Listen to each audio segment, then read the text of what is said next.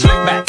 No, slick back. That's what I said. Slick back. No, nigga, I'm a pimp named Slick back. Pimp named Slick back. Pimp named Slick back. Nigga, are you deaf? I'm a pimp named Slick. Assalamualaikum warahmatullahi wabarakatuh. Perkenalkan, kami dari kelompok 4 akan menjelaskan tentang ilmu musik oleh Abu Nasir Al-Farabi. Selamat menyaksikan.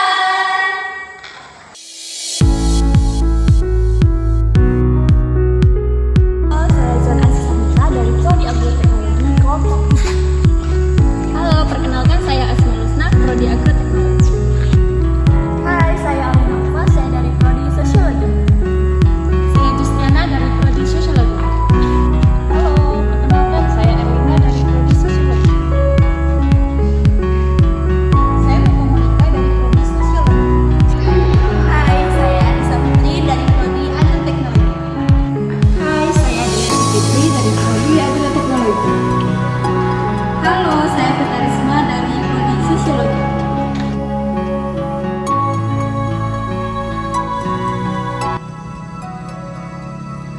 Al-Farabi lahir di Farab, Kazakhstan pada 872 dari seorang ayah keturunan Persia dan ibu berdarah Turki. Nama lengkap Al-Farabi adalah Abu Nasir Muhammad bin Al-Faraq Al-Farabi. Sejak kecil, ia sudah menampakkan kecerdasan istimewa dan bakat besar pada hampir setiap subjek yang dapat dipelajari. Sebagai anak pejabat, Al-Farabi memperoleh pendidikan berbagai disiplin ilmu, yaitu bahasa, sastra, logika, filsafat kepada guru-guru terkenal seperti Abu Bakar Al-Syarraj, Bisi Matius bin Yunus, Yohana Ibnu Hailam, dan lain-lain. Nah, selanjutnya ada ketuhanan. Berbicara tentang ketuhanan, Al-Farabi juga mengatakan bahwa ketuhanan itu yang pertama ada tidak mempunyai oleh atau benda, dan yang kedua ada yang tidak mempunyai wujud. Nah, untuk membuktikan kebenaran itu, Al-Farabi mengatakan bahwa wujud Tuhan itu bisa dilihat dengan ada yang sifatnya ada dan tidak mengganda. Nah, seperti yang dijelaskan di atas, pemikiran Al-Farabi mencakup beberapa aspek, namun dibatasi pada 3 masalah utama, yaitu 1. Kesatuan filsafat. Menurut Al-Farabi, pemikiran para filsuf Yunani, khususnya Plato dan Aristoteles, pada hakikatnya merupakan suatu kesatuan yang sistematik, sehingga tidak terdapat pertentangan di antara kedua tokoh tersebut. Pemikiran ini dituangkan ke dalam karyanya Al-Jama'u Bayana Ra'iyai Al-Hafidhah Al-Faton Warastu. Karya-karyanya, beliau adalah filsuf besar Muslim yang banyak menyusun karya filsafat, bahkan memadukan beberapa kejanggalan-kejanggalan terutama antara Plato dan Aristoteles. Pemikiran ini ditulis dalam buku Al-Jama'u Bayna Ra'iyai Al-Hafidhah Aflaton wa Aristo. Ulasannya yang mendalam terhadap karya Aristoteles menyebabkan ia digelar sebagai Aristoteles kedua atau Aristo Al-Pesani.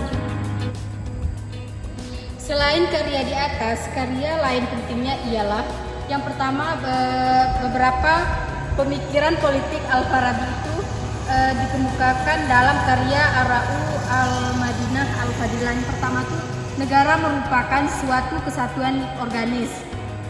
Setiap anggota masyarakat memiliki peran dan fungsinya masing-masing. Yang kedua itu, tujuan negara adalah untuk mencapai kebahagiaan tertinggi bagi seluruh rakyatnya. Kebahagiaan tertinggi dapat dicapai kebijaksanaan. Yang ketiga itu, negara harus menjamin pendidikan pengembangan ilmu pengetahuan bagi seluruh rakyatnya. Oke, masuk yang kedua yaitu tentang akal. Akal adalah anugerah berharga yang dianugerahkan kepada umat manusia. Hal ini adalah kemampuan yang membedakan kita dari makhluk lain dan memberdayakan kita untuk memahami dunia dan sekitar kita, membuat penilaian yang masuk akal dan menjalani kehidupan yang normal dan beretika. Oke, materi berikutnya ialah Metafisika Aristoteles.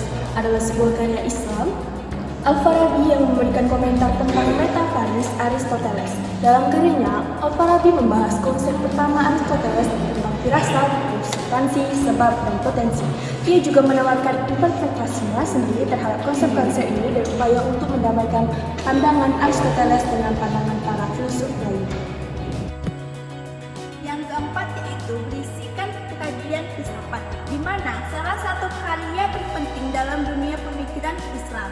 Kitab ini telah diterjemahkan dalam berbagai bahasa dan terus dipelajari oleh para ulama dan cendekiawan muslim hingga pada saat ini.